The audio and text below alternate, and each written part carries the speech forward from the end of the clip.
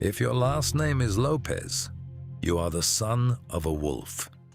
If it is Martinez, a Roman god of war is buried in your name.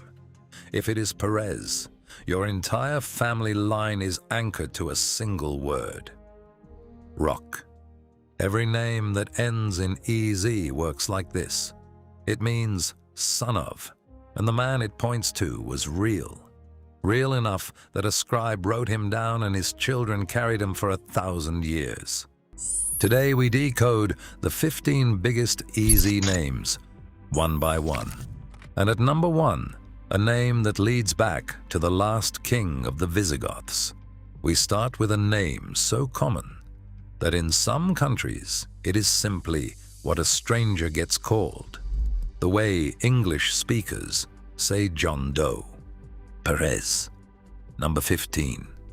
It means son of Pero, the old Iberian form of Pedro, which is Peter. And Peter is not originally a name at all. It is the Greek word Petros, rock. By the time Spanish parish books begin recording surnames systematically in the 1500s, Perez already appears on page after page, which points to a name that had been forming independently in village after village for centuries before anyone wrote it down, which makes Perez one enormous coincidence rather than one family. Thousands of unrelated fathers named Pero, each starting a line of his own, all of them anchored to the same rock.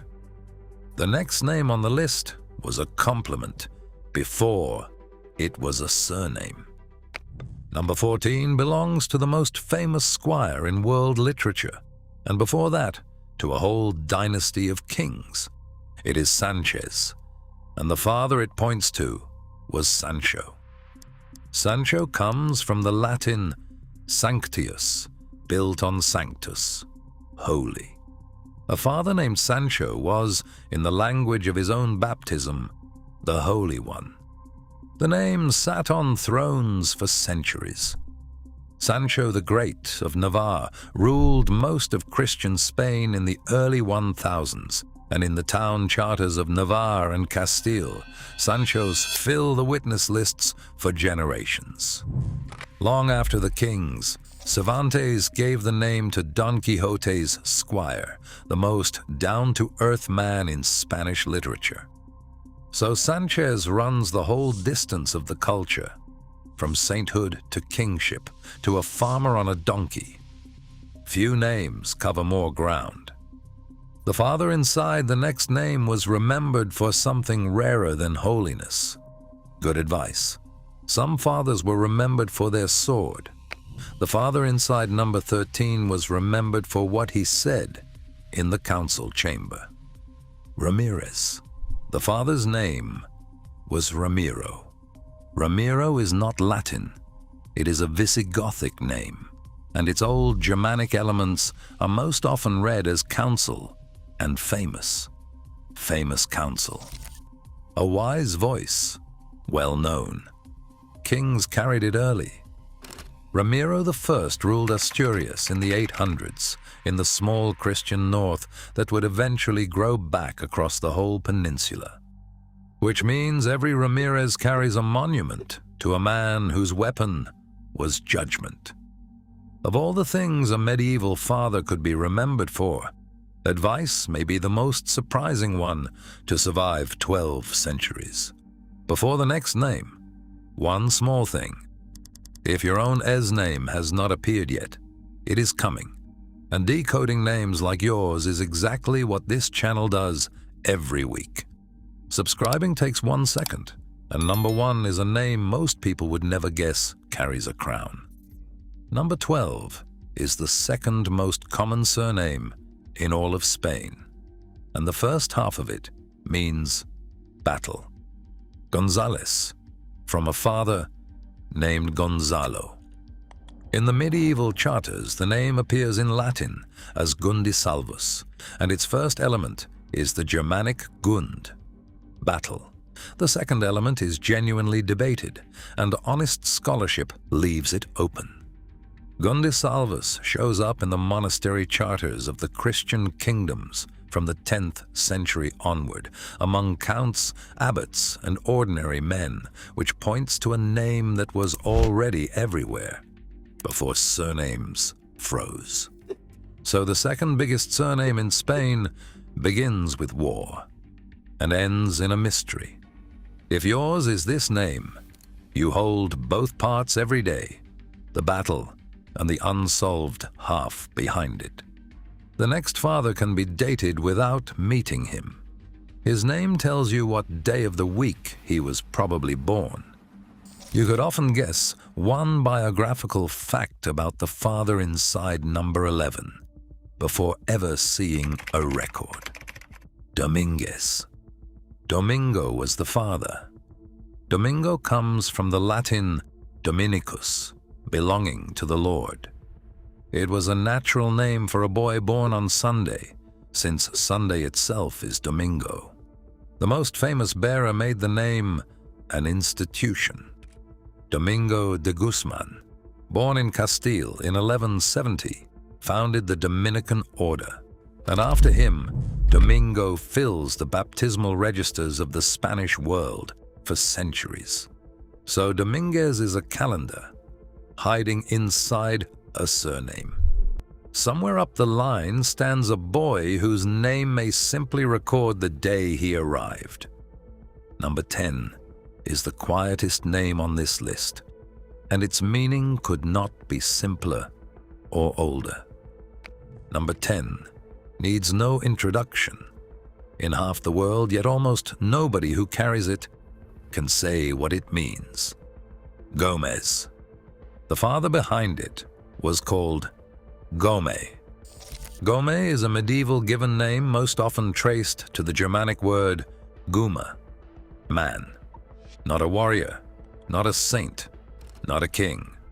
Simply the man. And the records back its age. Gome appears among the given names in the charters of the northern kingdoms from the 10th century onward, which puts it in the same founding generation as the oldest names on this list. There is something fitting in that. One of the most recognized surnames on earth reduces to the plainest word a language has for one of us. If you are a Gomez, your name is, in the oldest sense, simply human. The next father had a job description for a name. If the father inside number 9 lived up to his name, everyone around him could sleep well. Alvarez points back to a father named Alvaro. Alvaro is another Visigothic survivor, and its Germanic elements are most often read as all and guard, the guardian of everything. As with many names this old, the reading is well supported rather than certain.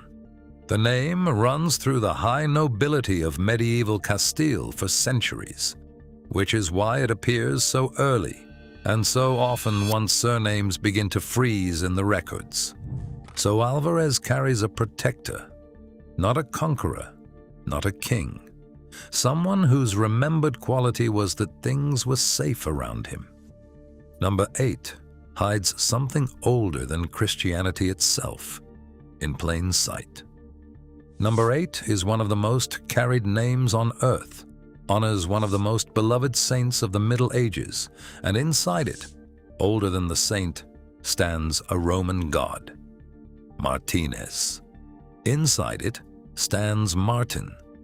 Martin comes from the Latin Martinus, and Martinus comes from Mars. The Roman god of war is the root of the name. What carried it to every corner of Europe was Saint Martin of Tours in the 300s, the soldier who cut his cloak in half for a beggar. He became so beloved that Martin turned into one of the most common boys' names of the entire medieval world, and Spain was no exception. So the sequence inside Martinez runs God, then saint, then countless ordinary fathers. If you are a Martinez, that entire chain lives in your signature. Keep that pattern in mind an old name surviving inside a new world, because number 1 is the biggest example of it on this entire list. But first, a name that married into legend. One bearer of number 7 stood beside the most famous knight in Spanish history at the altar, Jimenez. The father was Jimeno. Jimeno is one of the genuine puzzles of Spanish naming. Scholars have pointed to a Basque origin and to the biblical Simeon arriving through an old spelling, and the question is not settled. What is certain is how deep it runs. A royal dynasty of Navarre carried the name for generations, and the most famous Jimena in history married Rodrigo Diaz de Vivar around 1074. The world knows him as El Cid. So Jimenez sits inside royal houses and inside the great national legend, while its own first syllables stay quietly unexplained. Some names outrun their etymologies. The next one begins with a small black bird and ends on the walls of the world's great museums. Number 6, painted kings for a living, and the name itself began with a bird. Velázquez, the son of a man called Velasco.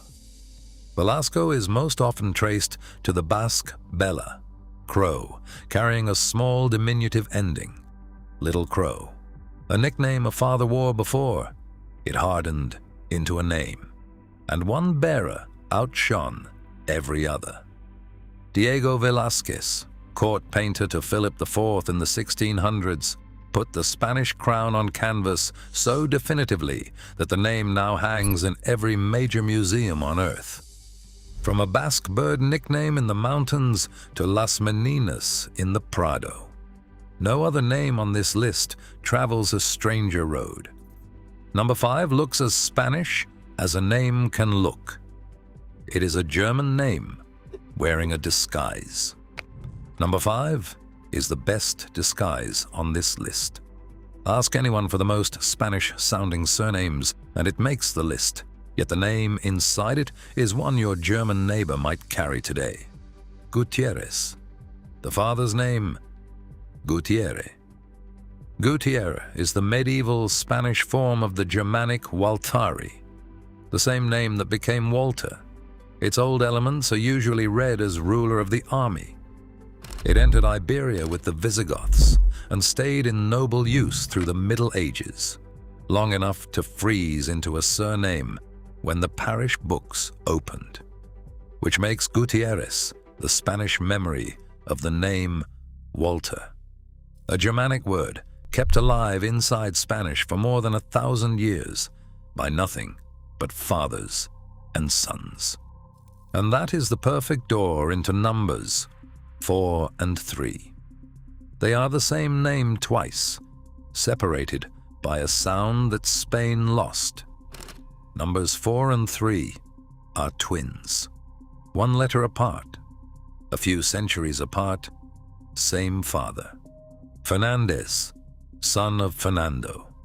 Fernando is Germanic again, and its second element, nand, means daring, bold. The first element is read by different scholars as journey or as peace, so take your pick of translations. The bold traveler, the brave in peace. Either way, courage is the core. The name wore crowns for centuries.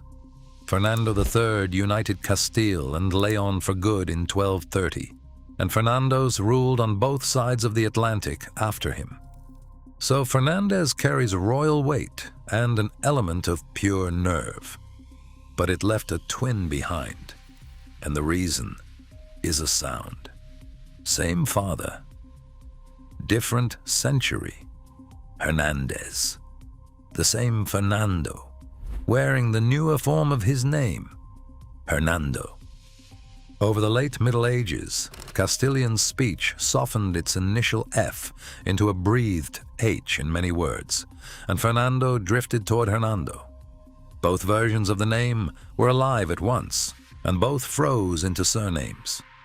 By the 1500s, the two spellings sailed together in the ship registers and parish books of the Americas, side by side, as if the language had photographed itself twice.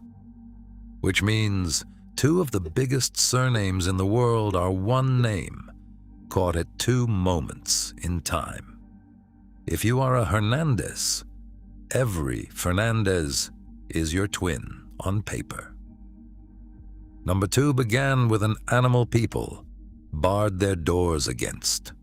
Number 2 sounds gentle today. It began with the animal medieval villages feared most after dark. Lopez. The father was Lope. Lope comes straight from the Latin lupus, wolf. It was a real given name for centuries, worn proudly, the way strength names always are. Lope appears in the land grants and chronicles of medieval Iberia generation after generation, and it stayed in use long enough to produce Lope de Vega in the golden age of the 1600s, who wrote hundreds of plays and made the wolf name immortal in Spanish literature. The wolf never disappeared. It moved inside the name, and if your name is Lopez, it lives in yours. And that leaves one, the name that leads back to a fallen crown. The last name at number 1 belongs to millions of people on 3 continents, and the first name inside it belonged to a man who lost everything. Rodriguez, son of Rodrigo. Rodrigo is not originally a Spanish name. It is Visigothic, from the Germanic Rodrik, and the old elements point to a meaning like famous ruler. The Visigoths ruled Iberia for 3 centuries, and when their kingdom fell, their names stayed. The most famous bearer was Roderick, the last Visigothic king, defeated in 711. Your line almost certainly does not descend from the king himself. It descends from one of the countless later Rodrigos named in his shadow in baptismal records across Iberia, and after the 1500s across the Americas, which means the most common ending in the Spanish-speaking world carries a Germanic royal name inside it. If you are a Rodriguez, your surname remembers a kingdom that disappeared 13 centuries ago. 15 names, 15 fathers, and behind them, thousands more whose sons simply took their name and walked into history.